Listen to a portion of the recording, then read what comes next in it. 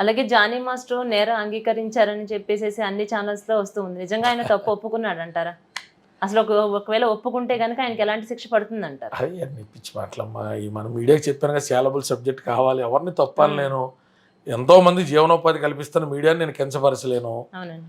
అయితే సెక్షన్ 25 అనేటువంటిది evidence act గూగుల్‌లో కొట్టుకున్న వస్తది. పోలీసుల ముందు ఇచ్చే వాంగ్మూలం అనేటువంటిది చెల్లదు. ఆ వాంగ్మూలంతో కేసు నిర్ధారించబడదు. ఆ వాంగ్మూలంతో జానీ మాస్టర్కి శిక్ష పడదు.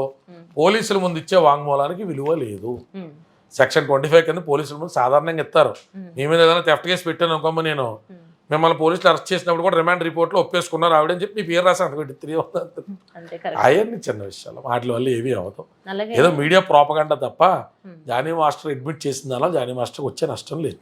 అలాగే జానీ మాస్టర్తో పాటు అతని భార్య మరో ఇద్దరిని కూడా పోలీసులు ఇప్పుడు అరెస్ట్ చేయబోతున్నారు, వాళ్ళ మీద కేసులు పెట్టబోతున్నారు అంటున్నారు. ఇది ఎంతవరకు వాస్తవం అంటారు? పెట్టే అవకాశాలు ఉంటాయి.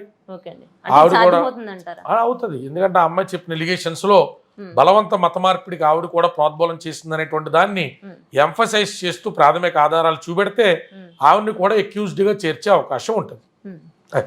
అలాగే నాగబాబు గారు కూడా ట్వీట్ చేశారు, ఏమని, తప్పు ఎవరైతే చేశారో అది రుజువు కాకపోతే అతను దోషి అవ్వడు కదా అని చెప్పి. అంటే మెగా ఫ్యామిలీ ఇప్పుడు జానీ మాస్టర్కి సపోర్ట్గా నిలబడుతుంది అంటారు.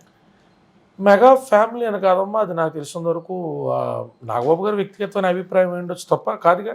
అంటే తప్పు చేయలేదని మెగా ఫ్యామిలీ నమ్ముతుందని మీకు అనిపిస్తుందా? అదేంటమ్మా, ఇప్పుడు మీకు అనిపించట్లేదా? ఇప్పుడు మీకు అనిపిస్తుంది కదా ఆయన తప్పు చేశాడో చేయలేదను. అలాగా పిల్లకి కూడా న్యాయం జరగాలని అనిపిస్తుంది కదా. మానవత్వం వాళ్ళు ఏమనుకుంటా, ఆ పిల్లకి న్యాయం జరగాలి, మాస్టర్ కూడా తప్పు చేయకపోతే వాళ్ళందరూ సురక్షితంగా బయటపడి మళ్ళీ ఆయన ప్రాజెక్టులు ఆయన చేసుకుని మళ్ళీ అందరినీ ఆహ్లాదించాలనుకుంటాం. ఇక్కడ అలాగే నాగబాబు గారు కూడా పెద్ద మనసుతో పార్టీకి పనిచేశారనో, సుదీర్ఘకాలం వాళ్ళ కుటుంబానికి మంచి మంచి పాటలు చేశారనో, మంచి మనసుతో ఆయన నిజాల కోసం వెయిట్ చేయండి అని చెప్పొచ్చు. కొంతమందికి నచ్చవచ్చు, కొంతమంది నచ్చకపోవచ్చు. మీరు చేస్తున్న యాంకరింగ్ కింద కమెంట్లు పెట్టి అందరికి నచ్చుతుందా? నేను చెప్పే వివరణ కింద అందరికి నచ్చుతుందా? మనిషికో బుద్ధి, పుర్రుకో బుద్ధి, జహ్వానికి రుచి టైపులో మనం ఏం చెప్తాం, జహ్వా చేపలేం కదా, నోటి దోలు ఉంటుంది కొంతమందికి. నాగబాబు గారు చెప్పిందని కూడా వక్రీకరించి మారే వాళ్ళు ఉంటారు. అది వారు వ్యక్తిగతం దానికి మనం ఏం చేయగలుగుతాం. అలాగే ఈ పూనం కౌర్ ట్వీట్ కూడా ఇప్పుడు మళ్ళీ ఇదొక వివాదంగా నడుస్తుంది. అలాగే త్రివిక్రమ్ చూస్తే ఆయన చాలా సైలెంట్ గా ఉంటారు. ఇప్పుడు అతని మీద కూడా ఇలాంటి వివాదాలు వస్తున్నాయి. దీనిపై మీరేమంటారు? ఒక ఆడమొగ కలిసి పనిచేసిన ప్రతి చోట వివాదం ఉండదు, తెలియదు. ఆమె కూడా ఇప్పుడు సిచ్యువేషన్ టైం చూసుకుని ఈ టైంలో తను కూడా బయటకు ఆవిడ చాలా టైంలు చూసుకుని చాలానే మాట్లాడిందమ్మా. దానివల్ల ఉపయోగం ఉందంటున్నాను నేను. ఆధారాలు ఉంటే కేసు పెట్టమనొచ్చు కదా, తప్పే ఉంది అందులో. ఒక మహిళగా ఆవిడ అన్యాయం జరిగిందంటే పెట్టమండి. త్రివిక్రమ్ గారి మీద ఏంటి, లేదా ప్రధానమంత్రి మీద ఉంటే పెట్టమండి, తప్పే. నువ్వు స్టాపింగ్ గారు ఆవిడకి ఏ ఆధారాలు ఉంటే పెట్టమనండి. నిరాధారం అయితే మళ్ళీ ఆవిడ కేసులు ఎదుర్కొంటారు. ఇప్పుడు ఫిల్మ్ ఛాంబర్కి ఇచ్చేస్తే ఫిల్మ్ ఛాంబర్ అటానమస్ బాడీ తప్ప అదేమీ జ్యుడిషియల్ బాడీ కాదు కదా.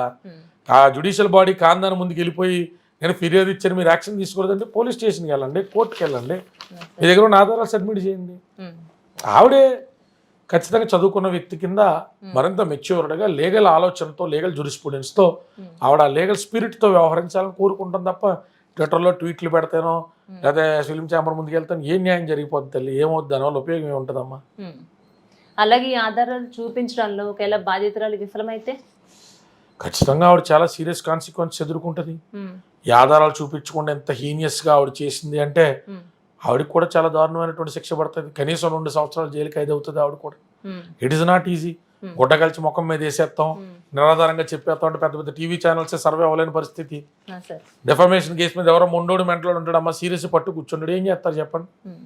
అందుకే ఆధారం ఉన్నా లేదా నా పిల్ల కూడా వెరిఫై చేసుకోవాల్సిందే, ఎలా పడితే అలా మాట్లాడడానికి లేదు. అసలు ఈ మధ్యకాలంలో చూస్తుంటే ఈ సినిమా వాళ్ళకి సంబంధించి పర్టికులర్గా ఇలాంటి కేసులు అన్ని రెగ్యులర్గా వస్తూనే ఉన్నాయి. అసలు ఏం జరుగుతుందండి సినిమా ఇండస్ట్రీలో? ఇలా జనాలు ఉత్సుకతాం అంతే, అంతకంటే ఏముంటుంది. ఇప్పుడు హైదరాబాద్ మహానగరంలో 700 నుంచి 750 కేసులు ఫైల్ అవుతాయి. పోక్సో కిందో, రేప్ కిందో, అమ్మాయిలను ఇబ్బంది పెట్టిన దాని కిందో అవుతాయి. ఒక రోజు కానీ యావరేజ్ తెలంగాణలో అనుకుందాం.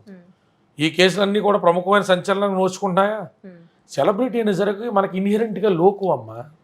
ఎవడైనా నలుగురు తెలిసాడు అన్న ఓండిని అబ్బా ఈ నాల ఎదవ కాదు అని అనుకోవడానికి ఆడ మనసు ఒప్పుకోదు.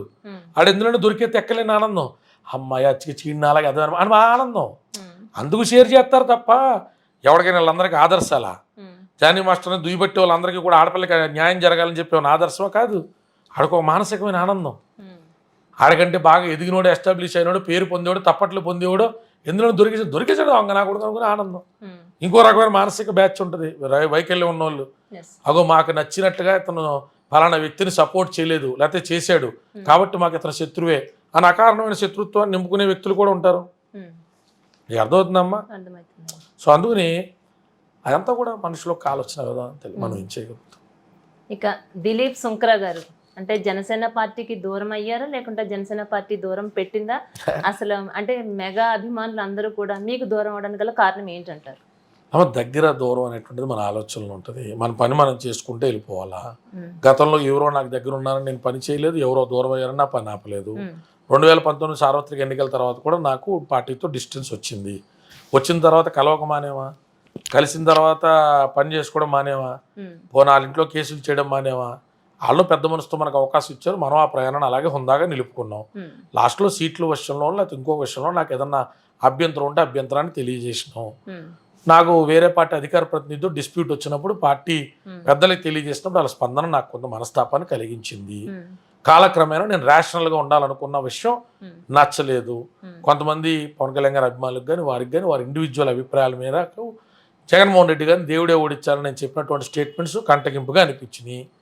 జగన్మోహన్ రెడ్డి గారు ఓడిపోయిన తర్వాత వీరందరూ చూసావా నువ్వు చెప్పావు జరగలేదు కదా అని చెప్పి నన్ను విమర్శించారు. 6 నెలల్లో ఏదో అయిపోద్దన్నో ఏమన్నా అయ్యిందని అడిగారు. కాలం గొప్పది, సమయం గొప్పది. వారి ప్రయాణం వారు చేసుకుంటే వెళ్ళి ప్రజలకు మంచి చేయమనండి. నా ప్రయాణం నేను చేసుకెళ్ళి నా పరిధిలో ఉడతా భక్తిగా సమాజానికి ఏదైనా తెలిసిన సేవ చేసుకుంటాం. ఏమీ లేకపోతే వ్యవసాయం చేసుకుంటాం, ప్రాక్టీస్ చేసుకుంటే ఏం నష్టం. రోజు సోషల్ మీడియాలో ఉండాలా, రాజకీయాల్లో ఉండాలా. మనిషి ఏదైనా సేవ చేయాలంటే వాటిల్లో ఉండక్కర్లేదు. మనం ఒక ప్రయాణాన్ని ప్రయత్నపూర్వకంగా చిత్తశుద్ధితో ఎంతకాలం చేయగలుగుతాం అంతకాలం చేస్తాం.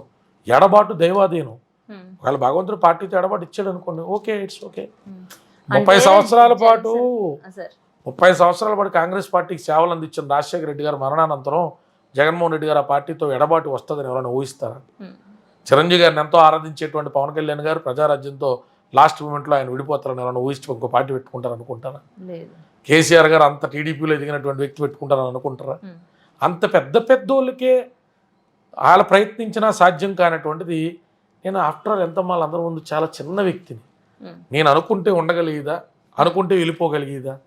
మనస్తాపాలు మనుషులం కదా, భావోద్వేగాలు ఉంటాయి కదా, ఎమోషన్స్ ఉంటాయి కదా. మరి రబ్బర్ ముఖంలో మనం నటించలేం కదా. కాబట్టి భావోద్వేగం న్యాచురల్, ఆవేశం న్యాచురల్. దానికి ఉండే రిపర్కేషన్స్ దానికి ఉంటాయిగా. వాటిని తప్పు అంటే ఎలాగా? ఎవరో మనం విమర్శించకూడదంటే ఎలాగా?